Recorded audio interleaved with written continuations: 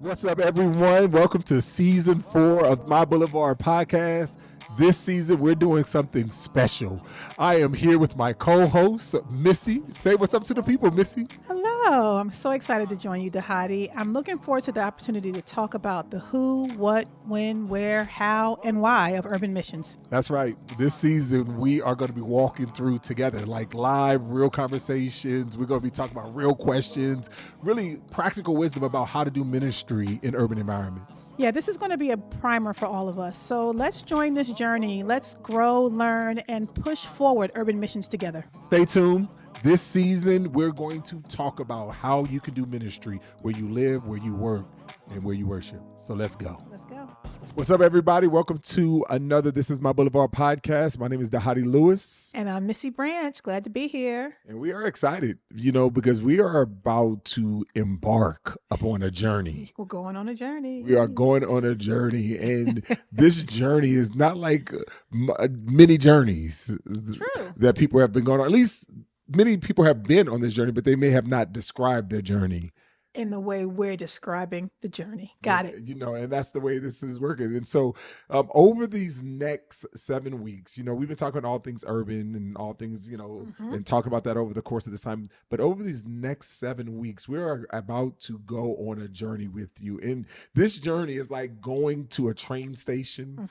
And then when you're at this train station, you arrive at the train station and then you got to go, you get into your destinations. But like most destinations, you got to stop at different places. Make all the stops. Right. You got to make all the stops. You don't get the express train. You don't get to pass. Everybody doesn't have an express train. Everybody don't have it. Right. And so, but that's what we're going to be talking about. We're going to be talking about the stops of an urban missionary. And here's the thing. This may be a little confusing for you. Because there's 7 stops. There's 7 stops. But the first stop is the stop where you enter the train station. But you got to, you got to get into the train Level station. Level zero. Right. Yes. All right. And then after that, there's 6 more stops. Yes. So there's 7 kind of stops, but there's only 6 stops. Right. Well, yes. Well, there's 6 more stops, right? Because this is a stop. This is a stop. Yes, because somebody could have already been on the train. This is their first stop. You see what I'm saying? So it's the stop. This is our stop. So, yes. So hopefully you're thoroughly confused by now. That was the plan, right? About it. So, but ultimately what we're saying is that, whenever we think about this idea of being a missionary, right? I mean, we often we don't consider, right, what it means to actually engage. What are the steps of being a missionary? And so this first stop, we're basically talking about this stop of getting to the train station, or the idea of being converted. Yes. Right. This is about being born again. And there's certain thing about just being Christian that, like, I think oftentimes, and we've heard people says that God, like, if your conversion was your call to be, a missionary or an evangelist, that we've all been sent at our conversion. Conversion and then awareness, right? Yes. They go hand in hand. Yes. And I think that that's really important. And so when we talk about stop 0, we're talking about, like, there's a certain way, like, if you're going to be an urban missionary, there's certain things that you got to be understanding what you're doing, as a believer. True. As a believer, it's just like, all right, like, we got saved. God doesn't just save us and then rapture us back into, rapture us up into heaven. He leaves us here to send us to. I mean, he could. He just hasn't. He hasn't. He could, but he has not. Because some of us are like, come soon, Lord. Yes. But there's this thing called sanctification, yes, right? There's this thing that the process of us growing and looking more like him. And so, but when people always talk about this idea of, I want to be a missionary. And I was like, whoa, before we try to be a missionary, because a missionary is someone who is intentionally using their time, their talent, and their treasures, right, to making disciples in a specific area or space. But like, one of the things is about being converted. Yeah. Right. And so we recognize, but Jesus makes a distinction. He says, listen, the harvest is plentiful, but it's the laborers that are few. Right. And so he makes a distinction between, there's some people who are converted, but they're not laborers. right? And And that truth. so, Yeah. and so, in our Yes. context, we're saying like you may be converted, but we're talking about being missionaries, Yeah. right? And if you're Yes. going to be an urban missionary, there's some things, and one of the things is that if you want to be an urban missionary, you got to already be living missionally, Yes. Now, what does that mean, though? right? Well, Well, I think we've talked about it over the yeah, season, but yes, ultimately you got to start making disciples in your current space. Like absolutely. where you are before you start trying to, like, are you intentionally trying to make disciples in your current space? And not only do you Mm, need to understand that, you also need to be able to think about, how do I prepare myself for where I'm going, right? Because yes. if I'm going to be intentionally trying to do something, I need to be focused. And like Paul says, I become all things to all men so that by all means I might save some. How do I intentionally prepare myself to be able to contextualize the gospel to the context I'm going to? And the only way that you can intentionally contextualize yourself, the only way Paul could become all things to all men was to understand what those men were. What does it mean to be urban? What does it mean to be urban in Chicago versus Philadelphia versus another city? What does it mean that I'm at this stop in this city? What does that look like? And how do I impact those people at this stop? Yes. And and whether you, and that's going to look different whether you're a poet, Mm-hmm. you're a Yep. pastor, you're a practitioner, or Or a you're a polymath, polymath. Yep. whether and so what does preparations look like to use the platforms that God has given me to engage the Mm-hmm. areas that God has calling me to? But then the third step, in kind of being converted, is how do you develop that vision from burden? Mm-hmm. How do you kind of reconcile God's story, your story, the story of the people around you with the story of your city, right? And whenever those overlap, you can do it and that is actually on the city syllabus. You can go and you can download that That's on true. the city That's syllabus, true. and It's a get free and talk resource. about how do you develop that vision from burden. But so we talked about these are things that you do before we can go in and talk about intentionally making disciples where we live, work, and worship at specific places. We got to do that. But you got a chance to talk to some people I did. about This is it. a fun episode. Yeah. I got to interview two young ladies, well, two women, about their call to ministry. Yeah. And the first one. First one is with a missionary named Megan Brown. Her mission field is military bases, military spouses, and her story is quite colorful, beautiful. The Lord has done a huge work in her, and so I'm excited for you to hear this, It's listeners. awesome. Let's take a listen. I'm so excited to have my friend here with me today. Her name is Megan Brown. Hey, Megan. Hey, girl, hey. Well, I want to tell everybody a little bit about you before we get started. Megan Brown is a seasoned military spouse, mother of four, and military missionary. She is the founder and executive director of Millspo Co., which is a military nonprofit focused on the intentional discipleship of today's military community. Throughout Megan's journey as a military missionary, her ministry has been recognized with the Air Force Lifetime Volunteer Excellence Award and has earned her the 2016 Armed Forces Insurance Kessler Air Force Base Military Spouse of the Year Award. Ain't many of us earned that, okay? Her mission is to recruit, raise up, and release military connected women to live on mission for Jesus, which is chef's kiss. Her books, Summoned and Know What You Signed Up For, have been released by Moody Publishers in Chicago. She lives in South Mississippi with her husband, Master Sergeant Kevin Brown, and their four energetic kiddos. And to learn more about Megan, which we'll probably be putting in the show notes, to learn more about Megan and to connect with her, you can visit millspoco.com. Hello, my friend, and welcome to the Hey, hey, podcast. hey. So this season, we're talking about urban mission. Well, we're talking about urban missions because that's what we do. And right now we're focusing on a new little section where we're talking about the 7 stops of the missionary journey. Um, in order to be a missionary, we're separating out the difference between living on mission, just meaning what all Christians should be doing, and being a missionary, having a context you're called to. Uh, what we want to focus on with you is point zero or stop zero.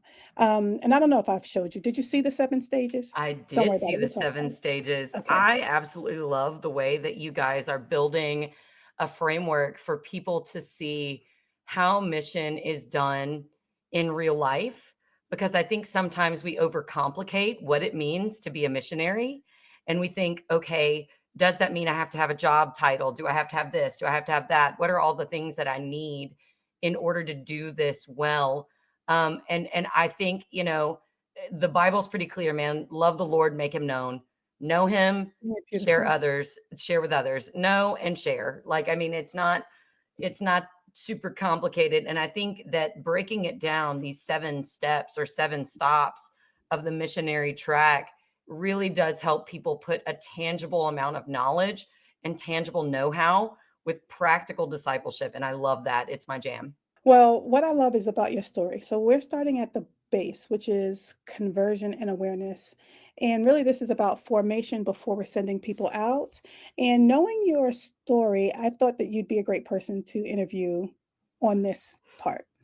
So, your journey into faith wasn't just about conversion, it was really about formation. So, what I mean is, for some people, they come to know Christ, they join a church, and they kind of just languish in the church, or they just hang out in the church, not even languish, but just hang out in the church and don't necessarily want to go from baby to maturity quickly. And I know that was very different from you for you. What were some of the key moments that shaped your awareness of who God is and who you are in him? So my journey, like you said, was a little bit accelerated, if you will. I did not grow up in the church. I grew up around the church. I grew up around church culture. I'm Mhm. either a really young Gen X or I am like the elder emo community of the millennials, one of the two. But I was born in the 80s, grew up in the 90s, right? Like it was just one of those things that we still played outside. The rule was you have to be home by the time the Yes. street lights go on. And if you're thirsty, you're locked out and there's a hose on the side of the house. Like, don't be coming in here with these muddy shoes, messing up my mop floor. Hashtag my mom. So it's Mhm. like we just we grew up a little different. I mean, I was 2 towns over on a bicycle, right? Like we did not have safety Right. precautions. No, right. Agreed. So Agreed. growing up around heavy Southern church culture as a 90s punk rock, gangster rap, skate park kid, I had a pretty clear idea of what I thought the church was. And I really tried to Mm, stay away from it because okay. they didn't know Wow. what to do with, street heathens like me. And so when I got older, I Mm. married a very nice, very gentle Oxford wearing boy that tucks his t-shirt into his jeans with a belt and had his nice little Bible with his name on it. Yeah, that was an unexpected plot twist. So this sweet young man drags me to a church after we got married, and I was thrown into the deep end. And Mhm. so I remember the first time I heard Ephesians exposited from the pulpit, you could have Mhm. knocked me over with a feather. I was like, wait a minute, predestined to sonship, picked, chosen, foundation of the world. Nobody said this. Everybody just told me Right. I was going to go to the hot place because I like to have fun. That's all like I used to work at Applebee's in college. I worked Wednesday nights. These people did not say this to me. They didn't tell me this part. And so, I was frustrated. I remember being overwhelmingly convicted that I was in fact a sinner and overwhelmingly lavished Mm, in love that in that state I was picked while dead in my sins. mm, And then I remember being a little mad because I was like, wait a minute, I've been around Christians my whole life and not one person told me this. Not one. Do they really? Why? Why? That didn't make wow. any sense to me. I remember them, what was that saying in the 90s? Don't drink, don't smoke, don't chew, don't hang out with girls that do. Well, I was a girl that do. Yes. And nobody told me. Maybe I wouldn't have been a girl Wow. that done, so I was an adult. And so I was baptized at 22 when I was pregnant with our first child. So when she was baptized at 8, we kind of joked that she got to go twice. It was like, man, you got double dip, girl. You better be extra holy. She's almost 17, guys. I don't know if that is a thing. So when when my husband was sent to Afghanistan, I had been in the church, I think like 6 years. So my first moment was, okay, nobody told me this, but oh my Mhm, gosh, what an earth-shattering, earth-shaking, mhm, beautiful truth. The second mhm. thing I remember thinking in the church is Christian womanhood a lot of doing. My clothes Mm, don't match. My children aren't wearing matching socks. Does Jesus care if my sheets are clean? Do I perfect wife, perfect mom, perfect mm. friend? Is that the narrative? I'm This is so confused. good. This is so I good. So, yeah, I didn't know. I And feel then like oh, I'm sorry, I didn't mean to cut you off. Go, go, oh go. no, you're okay. I could talk all day. I mean, but like the third awareness I had My husband was driving convoys in Afghanistan, and his footlockers arrived at my house, and there was no note. We weren't attached to a squadron. He was on a remote Oh, duty. I was goodness. not in my community. And spoiler alert, he's okay, right? He's home. He's good. He just Yes, but retired. that Praise had to the be Lord. scary. But it scared the daylights out of me. And I was aware in that moment, I did not know how to pray. I did not know how to read the scriptures. I did not know how to access the Lord in the scariest moment I could conjure up in my mind. As a military spouse, I had no ability. And I remember those 3 days between his stuff arriving and his phone call being the most isolating, exhausting, gut-wrenching 3 days of my adult life. It was just dead quiet. And I had no community. I had no church family. I had no one to call. And so here I was, a military spouse who proclaimed to be a believer, who had no ability to pray, no access to the Holy Spirit for conviction or comfort, no truth in my brain other than is all this faith I profess to be, like, is it fake? Like, did I make it up? Where is it now? I don't know what to do. I know what I'll do. I'll cry. There was no Wow. depth. And so I became a missionary out of rage, guys. Like, I was like, there's 1.8 million women like me. None of us have been invited into Christian community. None of us have been told the truth. And all of us are waiting on the knock on the door we don't want. This was at the height of the mid 2000s, Iraq, Afghanistan. Our husbands are gone at Wow. these outrageously high operations tempos. So I was completely unprepared to be a Bible teacher. And I was just opening up my living room, kicking my couch laundry out of the way and hoping I was making some sense repeating church sermon notes. So that's my story into ministry. Woohoo! Wow. Well, okay. First of all, what you've just shared made me think multiple things. One, an indictment on, wow, we're not doing a good job discipling people or making the church a welcoming place, but then also compassion because so many of us just really don't know how. And that's where all training and discipleship all comes in. And so, like, there's this tension. But speaking of tension, one of the things I also thought about was just this tension that you experienced, this cultural tension, this tension of who you were naturally and who it looked like the church wanted you to be. And I know that you had people pouring into you. So, how did you shape your understanding of discipleship and kind of contextualization into the leader that you were becoming? So it was really a pivotal point when I met my people. Mhm. So when I became a believer, I was in a nearly married Sunday school class. Now, for context, I had never been to a Sunday school class But I can even just ever, imagine that. I can imagine it, right? ever. And the first day my husband brought me to this very nice, beautiful church in Columbus, Mississippi that looked like the inside of a cruise ship. Like, Mhm. guys, it was 2006. He did not tell me the rules. I wore flip-flops and no makeup into this church. Like, I know we can casual at church now, but it was not so in 2006. I am sure the deacons thought I was there for some sort of financial assistance. I mean, I was looking raggedy. He did not tell me the rules. He got me embarrassed. So, like, I showed up in a Volcom like skateboarding t-shirt. And guys, that was real cool. I had those Volcom wristbands. Oh yeah, the sweatbands. And I looked rough in this Sunday school group with my etnies. I'm aging myself. I had really cool shoes, guys. I'm a sneaker girl. So the first thing someone did was, and we were young, guys. We were in our 20s. So don't hate on this girl. She was actually thinking she was being sweet. She pulled me to the side and she's like, I have leftover credit from my wedding. And we gonna take you to the department store because you have got to get some church appropriate clothes or you gonna have a hard time. So this little lady took me shopping and bought me something called a sundress.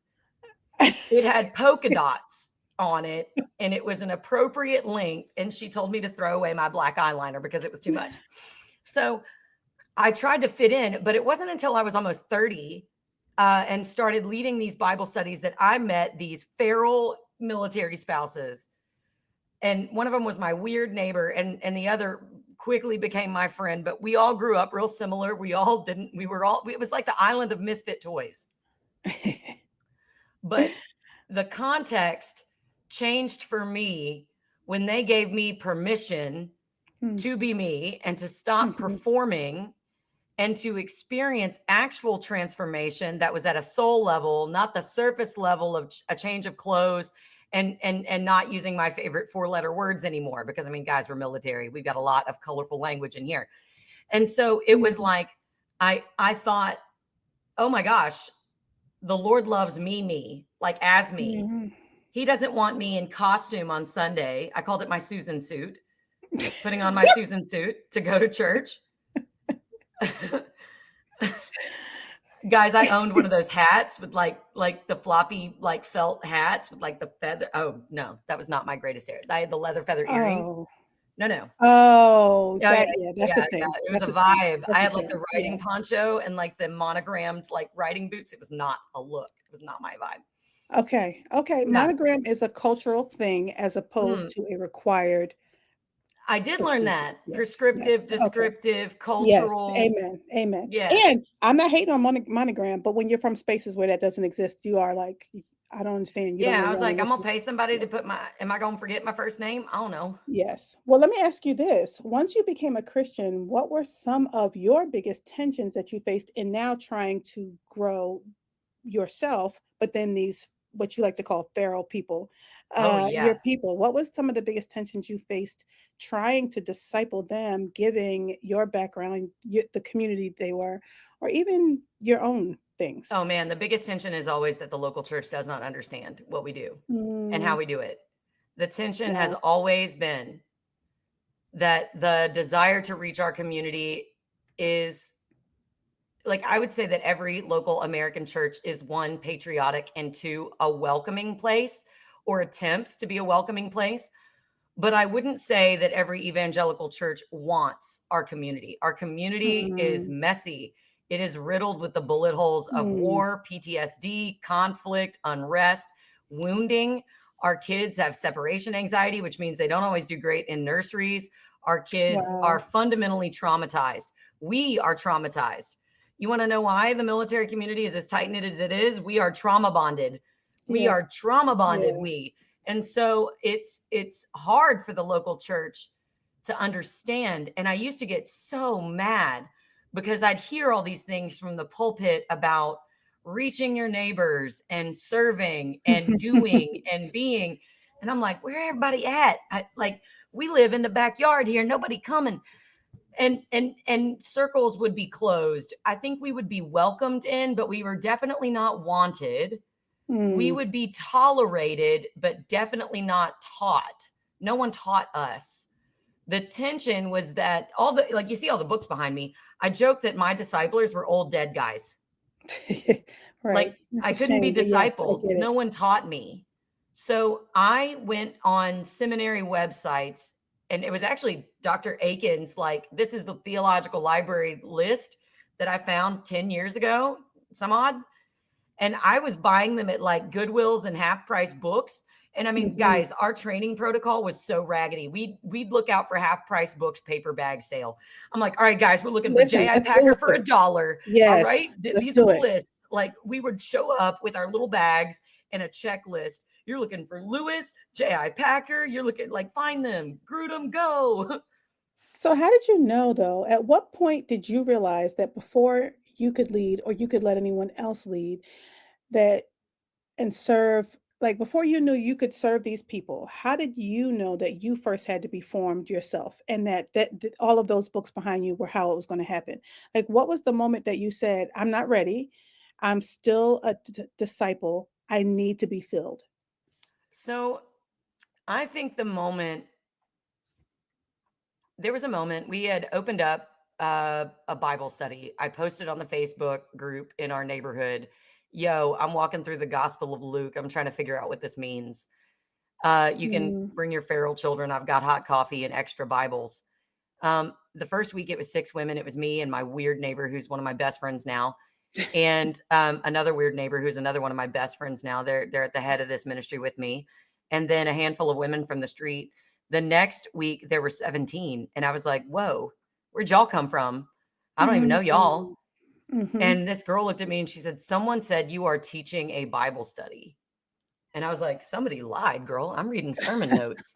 Like, I'm over here going, yo, we're talking about this dude named Luke who was kicking it with this brother named Paul, and they were in Thessalonica. Thessalonica. I don't know what's a Thessalonian. What's Alonian? I don't know. So this dude's a doctor. Like, I mean, I'm literally just reading the notes from my exposition, in Sunday church. And when she said you're teaching, like there was this fear that I was like, oh, am I doing that? Okay. And then Wow. I looked out of my window and there was a woman dragging a lawn chair to get into my living room because there was standing room only. And it occurred to me in that Wow. moment, I cannot lead these women where I have not gone. And I better know where I'm going because there's a pack of them now. So it was just the conviction that, like, I've got to lead these women to the Lord, not to a method, not to an attractive message, not something that had been ornamental, and definitely not something fake. Because, I mean, the last thing anybody wants in a room where there's a folded flag is bumper stickers, platitudes, and scriptures as band-aids. Ain't nobody want that. Yes. Thoughts and prayers, right? We're sending Yeah. thoughts and Yeah. prayers. No, Like, no, it's no, no, not no. We helping. need Right. some theology. So Yeah. I started going to school. So that was a defining moment for you, right? That was a moment where you're like, oh man, I'm teaching. What was the moment for you where you went from I'm going to do this in my living room to this needs to be ministry, a ministry proper? So, like many people who were thrown into the depths of ministry, you can't ever know what you're getting into until you're into it. Yes. So, Yes. Got I was it. an unprepared Bible teacher who, with the best intentions, and honestly, guys, even on the best day, the motive's mixed because we're all validation seekers and we just want someone to tell us we're doing good things. Um, there were 40 women in my living room, and my next door neighbor was a babysitter. So I lived in a duplex, right? So half this duplex, this girl would close her daycare on Thursday mornings so that she could keep all our kids. Wow. Yeah. So we had 20 million children in the house next door, and then 40 women in my house. It Yes, in was these Christian circles, madness. 20 million doing the math makes Madness. sense. 20 million children. And when we outgrew my house, I called the chaplain, and Mhm. he's on my board now. God bless this man. So Chaplain Steve Dabbs, he was a colonel, I think, at the time. And Wow. I went into his office and I was like, boss, it's real ratchet. There's 40 of them. They're asking weird questions. My kitchen is a Play-Doh nightmare, sir. We're out of money. I've been hawking cupcakes out of my garage to buy Bibles and Bible studies. Like, Mm. it's real ratchet in here, sir. What do I do? And he's like, what did you just say you're doing? I'm like, I'm teaching military spouses theology out of my living room. And he was like, hold on a minute. And I just imagine he went into his boss's office and pulled a Kevin Hart. And he's like, somebody come look at this. Like, somebody come look at this. And so here comes the wing chaplain, and he hears what I'm doing. They cut me a check for $2,000, give me the keys to the chapel. And they're like, get in here, girl. Take it over. Wow. So it went Wow. from a living room to a program.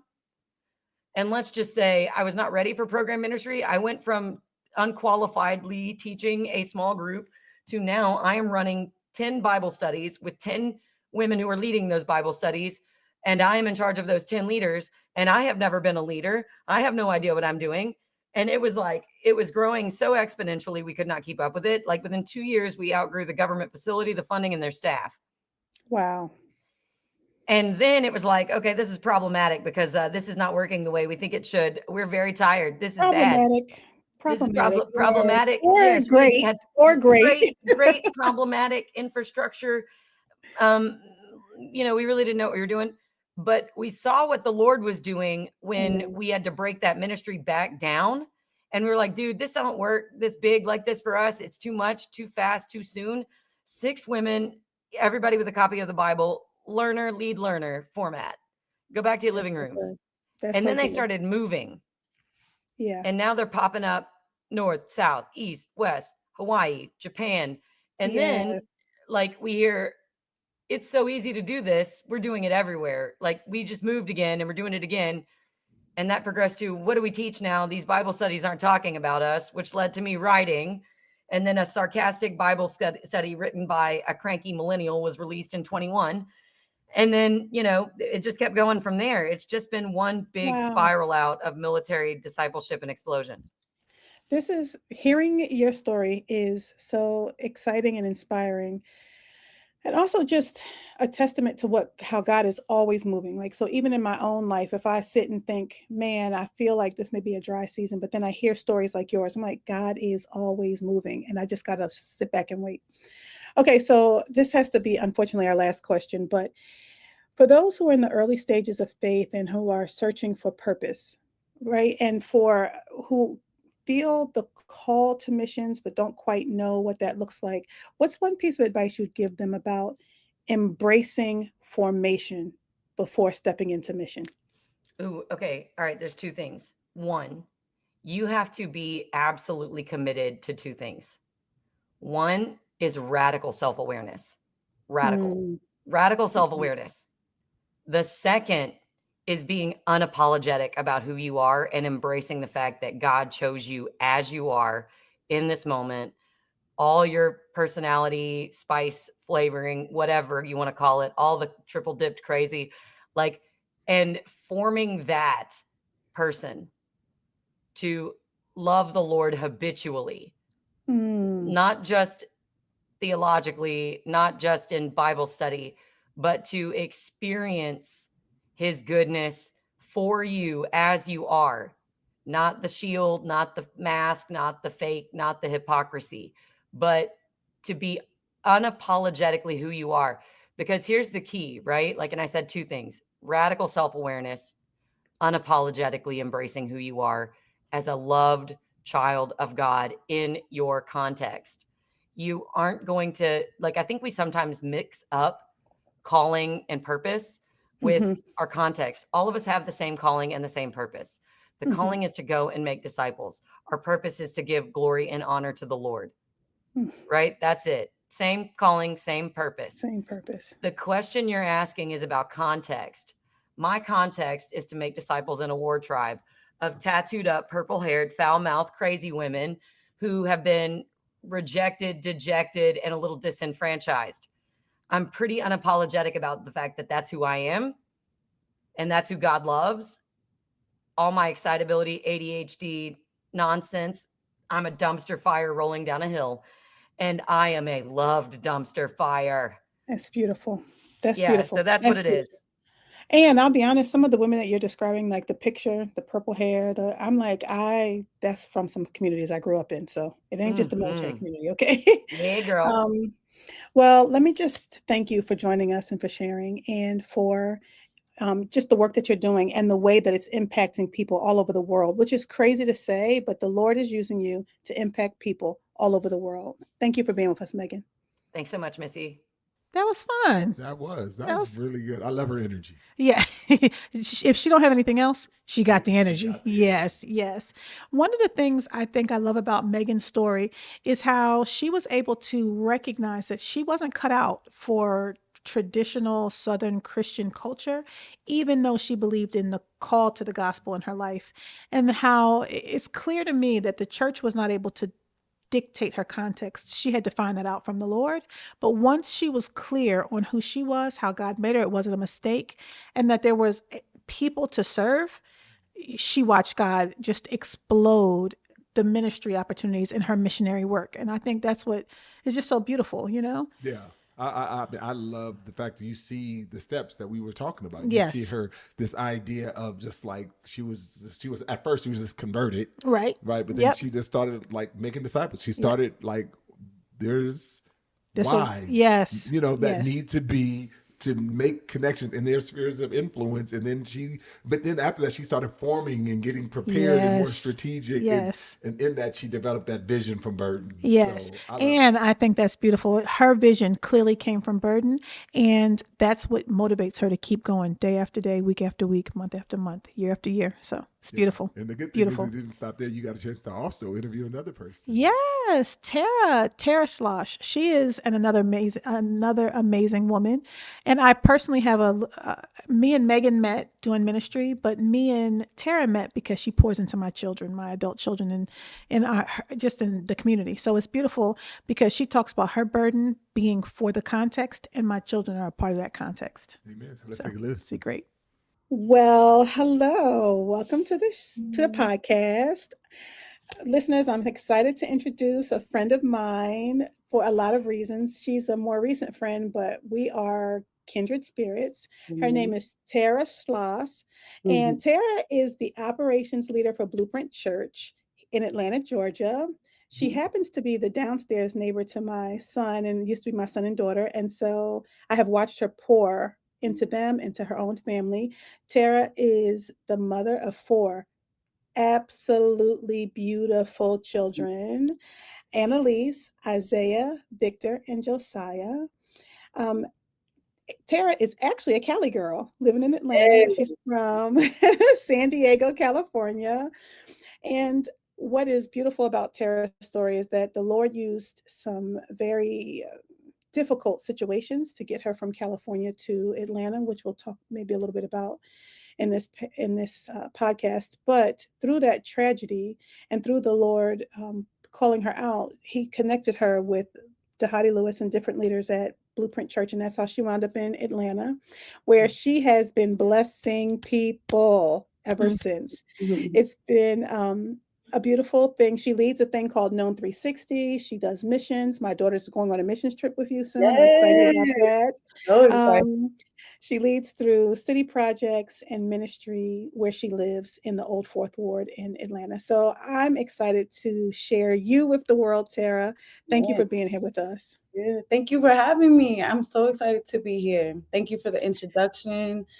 Hello to everybody who's listening. Yes, We're here. It's going to be fun. It's going to be fun. So in this podcast, Dhati and I this season are talking through urban missions. And during this little season, we're talking through the 7 stages of urban missionary, or the urban missionary framework.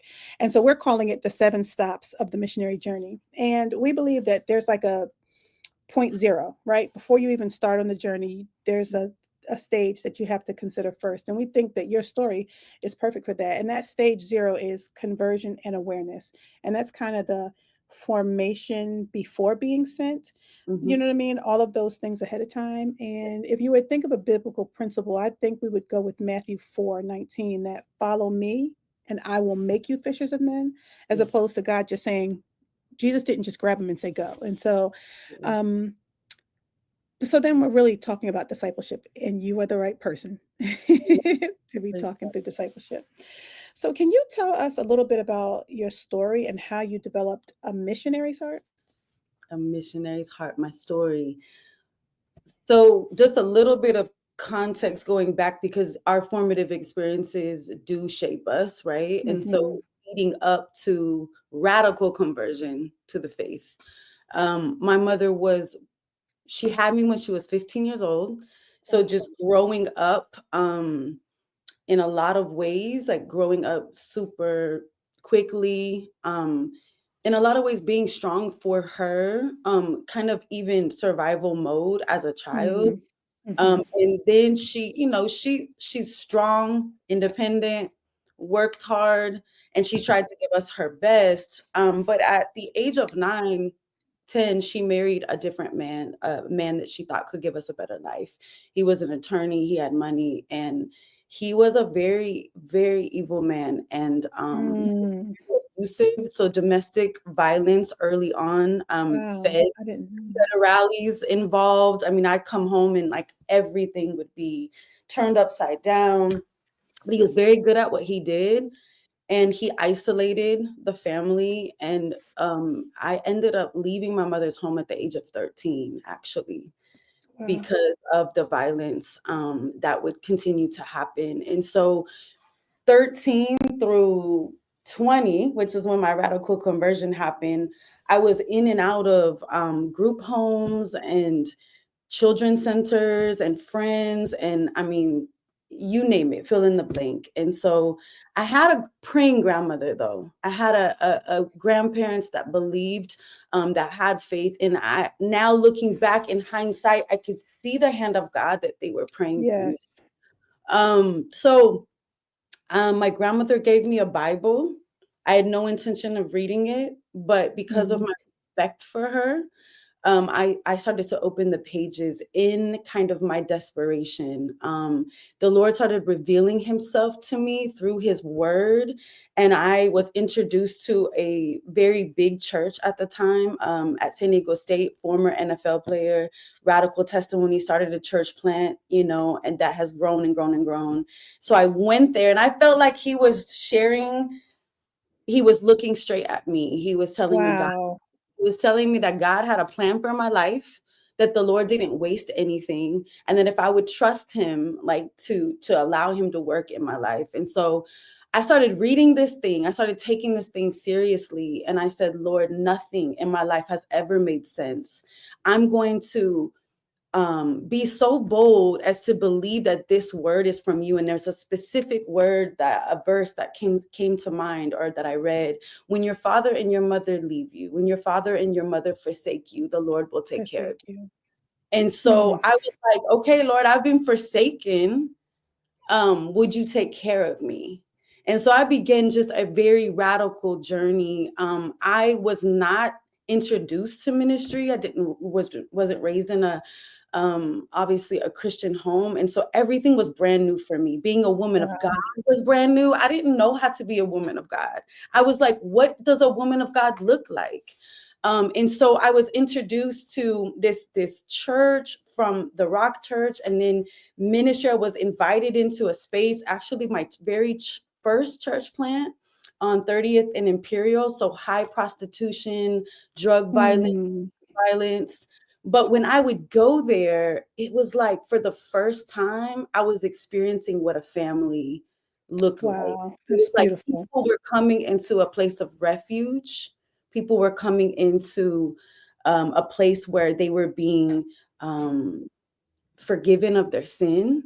The word was being preached. They were being built up in the faith. And so I started a school there with that church plant, and I was just heavily involved, but I was still pursuing worldly ambitions. Like, I'm going to be the first to graduate with all these degrees. I'm going to work hard, and I'm going to climb this ladder, and I'm going to, I have all of these aspirations and all of these dreams. So my original dream was not to pursue ministry, or to be to serve the Lord like how I have, but simultaneously I was serving him, and there was ministry that was being fruitful ministry in my life, but I didn't even know what that really looked like. Isn't that just like him, though, Tara? Isn't that just like him?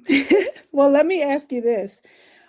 Was it in that church, or where did you, well, maybe, I don't know if you tell me, were you ever intentionally discipled as a new or young believer? So was there a person pouring into you? So that's a great question. I can't think of one specific person, but I knew I was hungry. I knew that I had passion when I didn't even know what passion was. I knew what it was like to show up. And I think that now, looking back, the women of God, the women that took me in and loved on me, that they could see that I was pursuing. Yes. And so it looked like, hey, can I come to your house after church on Sunday and see how you make this gumbo, or how you love your husband, or how you worship the Lord in your home, like your children? And so I was just there, like, and every opportunity that the Lord gave to me, I was there. And he used a lot of people to help shape me. There was one particular couple that took me under their wing, James Gordon, his wife, Valerie, that he really had formative ways to disciple me through the word. First Bible study I ever went to, Ephesians, like, shared how to share my testimony. I remember I couldn't sleep all night. I thought there was going to be 500 people there, and I was like, God, I don't know how to share my testimony. Like, I don't know what we're there. And there was probably like 7 people there, but I had prepared as if there were 500 people. like then. And so just little opportunities that the Lord would give me. I started a school. I started teaching Bible at the school in that area that I was talking about.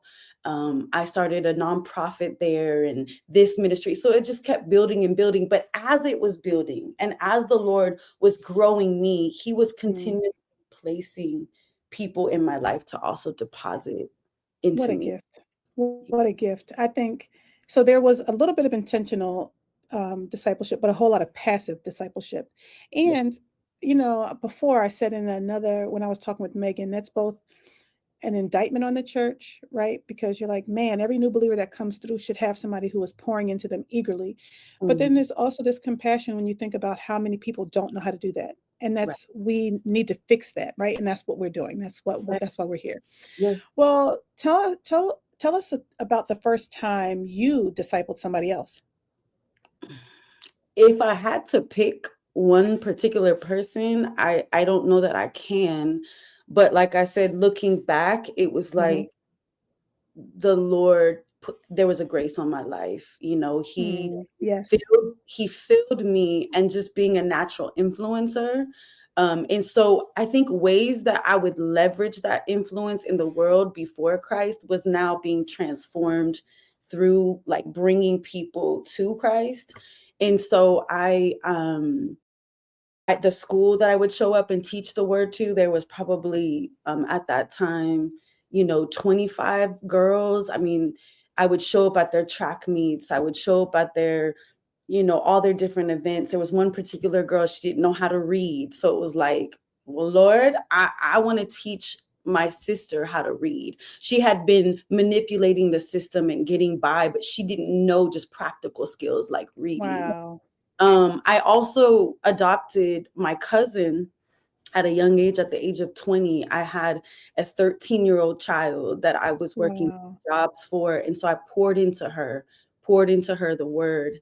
I later started a initiative through the juvenile probation program that they had, where I was building a team that would go in and would teach dignity. They would teach like how to be restore dignity that God gave. And that was a program for about 7 years. And then we had started a nonprofit called That Function, where we were calling kind of this platform where different artists and different people could come and hear the gospel, but have this creative space to hear. And so from that started a Bible study where there was about 60 people over a 2-year period that would come to the Bible study. And so I would take the women into the garage of my home at the Uh-huh. and the men would, I don't know how that worked out, like how we got to be in the garage and they got to be Right. in the living room. But Yeah. such a special time of growing. And it was like the Lord, every time these women, like I remember one specific convert, she came to the concert, didn't know the Lord, accepted Christ, got to baptize her, got to, it's just like the Lord was moving. And from that eventually came the church plant that I started, from my homes. So let me just say, what you just said to me is that discipleship does not look like a cookie cutter type thing. That's what I just got. Which is beautiful because, often when you walk into church and you hear discipleship in some churches, you will think you can be led to believe that discipleship means you meet with me at Starbucks. We look at this book, we walk through the chapters. I read the chapter. When we're done the book, you move on to the next person, and then we're done, right? And there's a place for that. So I'm not knocking that. I've had wonderful interactions with people working through books and, getting to know them. But I would say the people I've discipled the most were the people who were at my house and we were folding my laundry and cooking chicken and talking through their lives and weeping all over my kitchen, right? Like that's just the way that it works. And so what you just described is beautiful. And I think life-giving, that discipleship comes in a lot of forms. So we say here at My Boulevard that a missionary develops their mission from burden. Mm. And I hear you describe that. I hear your own life and your own story be how that become the thing that has driven you. And often that burden is found right in our own communities that we live in. What burdens do you have for the context you're in now? For the context I'm in now, well, I think that it's those principles are timeless. Mm-hmm. I think that the same then is now, that the Mm-hmm. gospel really does change everything, that it Mm-hmm. reshapes our identity. I think identity is so big that if I could say the one thing is, like, first and foremost is identity. Like, do you Mm-hmm. know who you are? Do you Mm-hmm. know what the word says about you? Do you know how to live in light of this identity?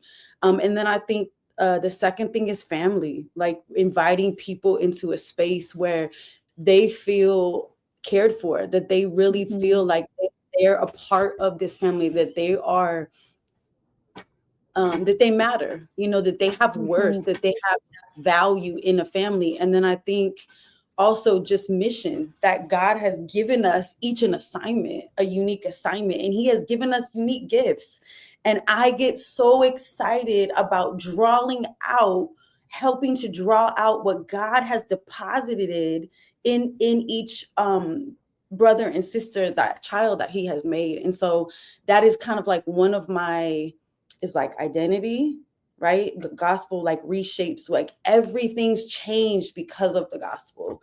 And how does that flesh out? What does that look like on my everyday? And then family, like, come and I want to invite you to be a part of this family. Yes, that's good. The mafia does that really well. The Yes, part, like, that's all true. these, like, Yes, worldly, like, they got the yes, all these family. communities. It's like, I'm gonna ride for you. That loyalty, it's Yep. there. Like, how much more the church, right? And then just the unique advantage of, or the bridge of the mission of God, and like really inviting each person. Like, this is a symphony, or this is a drum line. What part do you play on there? Like, come on, let's go, because there's no greater joy. There's no greater Mm, joy than to walk in the truth, but then also to walk in the purposes of God for your life. I mean, you're blessing me, Tara. So in this stage 0, we're talking about beginning transformation before you can go out on mission, right? Being prepared as a disciple. What Mhm. are things that you would tell a young believer or a person who believes that they are recognizing their call to mission to be a missionary, right? Call to be a missionary. What would you say would be necessary in that formation season for them to be doing, seeking out, approaching, learning? Equipped, like, Mm, what is necessary equipping wise for mhm. them. Yes, yes. Um, every person is so different, right? And Mhm. each person has different needs and different ways that they learn and receive. And I mean, it's crazy. Even when you look at your own children, you're like, I mean, They're also how different. this message, I'm trying to say it like 4 different ways, but the Yes. same message, and I don't want to shrink back and I don't want to compromise. I'm like, so there's that piece, but some of the practical things that I feel, so anything the Lord gives to me, I'm like, Lord, I'm going to give it back to you. This is my Mm. this is my alabaster. This is my worship. So whatever you deposit into me, like, you can count on your girl that I'm going to give it back to you. And so one of the things as a leader that I'd like to say is that I'm never going to ask you to go somewhere that I'm not willing to go myself. Mm. And so there's been a lot of ways that the Lord has invested in me that I'm giving back. And so one of those ways is the Known 360 journey.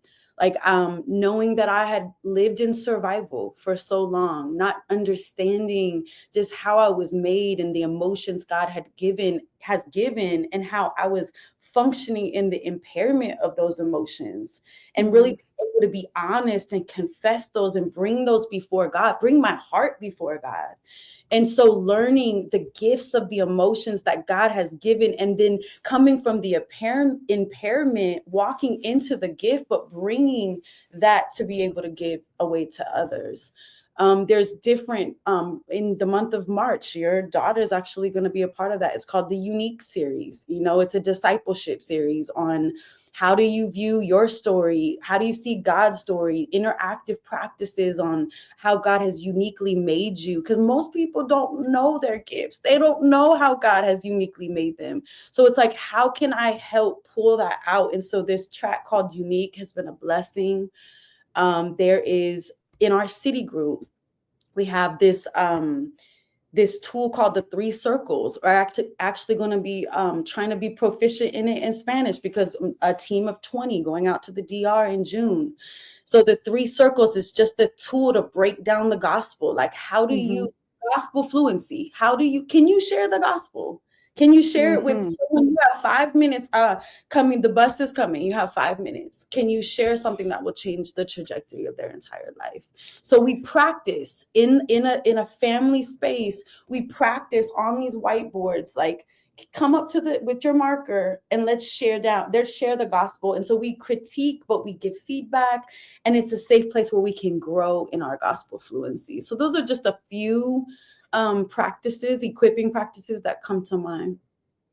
And what I hear you describing really is recognizing that season of transformation, or that season of preparation, really should be focusing on who we are, right? Understanding who we are, what we've been through, our story, and then recognizing how do I take that and use that practically to share the gospel, right? Because you're only a missionary for the purpose of sharing the good news of Jesus. So that's beautiful. That's so helpful. And I'm sure if we have show notes, maybe we can link to some of those things that you described so people can have access to them. I love the 3 circles model. Just the health too of the No 360. There's a lot of we don't know if we don't know. Yeah. So just really being able to have tools to bring our hearts before the Lord and take our pulse, take our temperature, and see where we are. Because I don't think we're 100% complete this side of heaven, but I do believe that God's will is for us to be whole, for us to bear fruit from that place, and to keep coming back to that place, because the world, like, one of the main lines is in No 360 is that the life is tragic. Life is tragic. Things happen. We have a real enemy that wants to even take us out. So how do we navigate through those hard things? How do we stay honest and authentic? That's great. That's great. Life is tragic. So speaking of life is tragic, one of the things I know that is true for people who experience real life, even though they're called to ministry, is hard things, right? Yep. And so sometimes we go through this circular life cycle where we'll be a part of something huge, we'll watch it grow, it'll be built up, and then we lose it all for one reason or another, or we transition out, right? And you and I have both had those experiences of both transition out, but also lose it all, right? So then you're back to the get to know myself again. Before I can be deployed, I have to make sure I'm healthy. I have to make sure I'm sound, all of these things. Can you share just a little bit? This is our last question, but can you share a little bit about your story of overcoming challenges in light of what we talked about, and then starting over, being at ground zero and starting over again as a missionary? Yeah. How did I get to 2.0 again? Or like, how am I here now? Starting over. I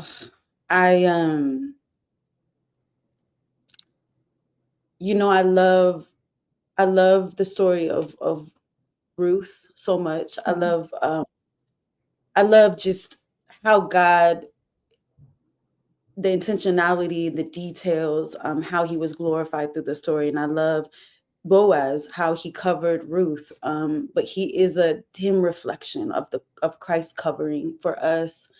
In this past December 1, 2024 was 10 years, marked 10 years since like everything, like call it the great storm or whatever, that tried to take me out, and just, it broke my heart.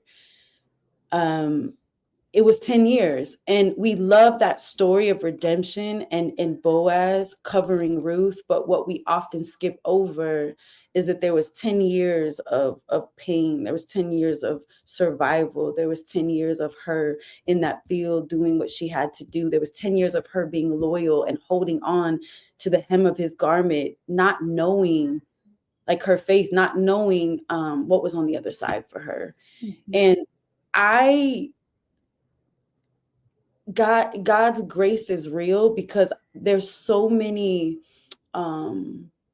reasons why I shouldn't be where I'm at today, why I shouldn't, like, the ministry, the husband lost everything, like you said, like ground zero, but the calling remains. It blew me away that the calling remained on my life, that through worship, I said, as for me and my house, like, we will serve the Lord. Like, there was nowhere else for me to go.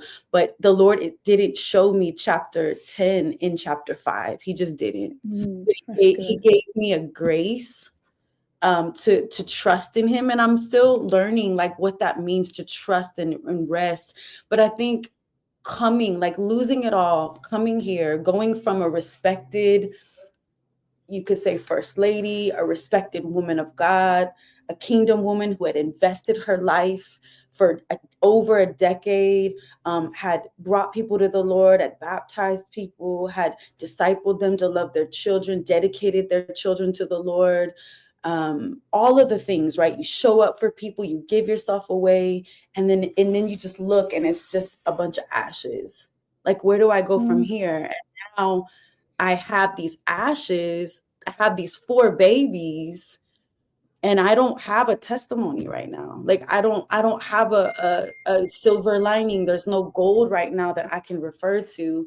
And so coming here with those 7 suitcases and not knowing honestly what I was doing, just knew I needed shelter, knew I needed the Lord to make a way for me.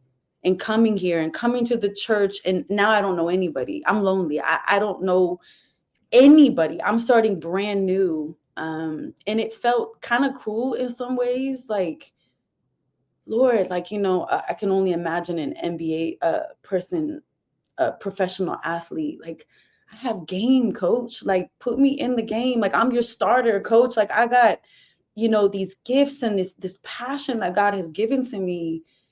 And don't make me sit the bench. Like, please don't make me sit the bench. Like, I don't, and I didn't do anything to sit the bench, so it just felt, and then there was like that Joseph. I just love Joseph so much. It's like God, the intention of God preparing him and what God was doing. And so it was the brothers and sisters here that were saying, we see you, God sees you, but we want to allow you space to heal. We want to pour back into you. And so, play in the background, like, take all the titles away. I'm committed to the Lord. Lord, let me stop telling you what you should do with my life. What do you want to do with my life? And so piece by piece, the healing, making me whole, and just honestly, covering me, like, under his wing, and then just like adding another layer, going from the survival to actually, like, I'm not just holding on for dear life. I'm not just reacting. I'm not living in reactivity. I am like in a place where, I feel whole again. And from that place, I can't pinpoint, like, okay, you've been enlisted back into the ministry like this. But now, just looking back, just seeing the fingerprints of God and seeing his faithfulness and seeing that never for a minute, did he not have a plan to be fulfilled in my life, but that he was working all these things for his glory and for my good and for my children's good. And he's a keeper. I mean, my babies are thriving. I mean, one of my greatest joys has been to raise them. I never imagined being a single mother. Like, I just, that's crazy to me. But for whatever reason, I'm here. And, the 10 years, come on, Lord, I'm ready, Lord. I'm ready for the, next thing. The covering, right? I mean, he's my covering. He's my best covering. Yes, yes. But I'm But I like, know what I you're saying. finally feel ready. And I think for a moment, as much as I love marriage and family so much, I mean, I still do marriage counseling and I'm there. But you know, the enemy, and it's like, I'm not married. Like, what do I have to say here? But and I don't know. I think in those early years, it was like, can I believe in this again? Like for me, like, do I believe in this? It was kind of like, yeah, I'll just be alone for the rest of my life. I don't think, like, I know I gave my best as unto the Lord, and look at what happened. And so do I really have the faith to believe that I can step into this again? And I'm sad it took 10 years, but you know what I've learned? God's timing belongs to him. And Yes. I believe it. Like, I believe it for everyone else. I have believed it, but now it's like I believe it for myself, you know. Joseph, you talked about Joseph's story, and Joseph didn't do anything but was in a pit for a long time. You know what I mean? And I want to Joseph have needed, coffee with Joseph so bad. yes, but Joseph needed to be in that pit for what God had for him. Joseph needed to be in that pit, but Joseph also had to believe something about God in the pit in order for him to come out and be prepared for work when he got outside of it. So I understand. Well, can I just say how blessed I am by you, and how grateful I am for your time. Thank you for sharing with our listeners your journey. And I'm excited to be able to get back to Atlanta and give you a hug. Yes, please. Yes. Coffee with Missy. I can't have Joseph, but hopefully I can have coffee with Missy. Thank you. I'm looking forward to it, my friend. Love you. Love Thank you. Bye-bye. Another winner. Wow. Yes. You know, I've heard that story many times, but every time I'm hearing it, it always gives me chills and goosebumps, because, you know, it just reminds God is doing his thing. He's doing his thing. Tara has been through a lot, but the thing I take away from Tara's story is that what we've been through does not dictate where God is going to take us. But what we've been through is not a waste of time in God's economy. So God has been able to use her life's experiences, the wonderful things, but even those dark moments, to build her and create her for the work she's doing now. And it's just beautiful. Yeah. And what I love about her story is it's like the reignition. Yes. Right. Like reignite, because sometimes it's like, okay, she was converted, then she got in the ministry, and then but then like you think, all right, well, I guess I can't be used anymore. Right. No, God was like, no, I'm not done with you. Yep. And it was kind of like this re-invitation to like remind, no, live missionally. Yes. Like, live missionally. I'm preparing you for a new burden, a new mission, a new thing, and just to see that. It's beautiful. And you can see discipleship oozes out of her, the way she disciples those around her, even her own family. It's beautiful. It's beautiful. I had a great time talking with Tara as well. It's been great. Hopefully you understand, like, when we talk about this concept, this stop zero, you're entering into the train. Yep. If this is the beginning, I can't wait to where we're going. It's going to be a good ride. This got to be a good ride. This is going to be a good ride. Just to be able to see that. And so, again, when we talk about, like, when you are preparing, right, for mission, when you're preparing a mission, you gotta make sure, like, you gotta be ready to both, one, live missionally, two, you gotta prepare to be intentional, and then three, you gotta develop and cultivate that vision from Burden. It's so great. All right, until next time, join us at the next stop.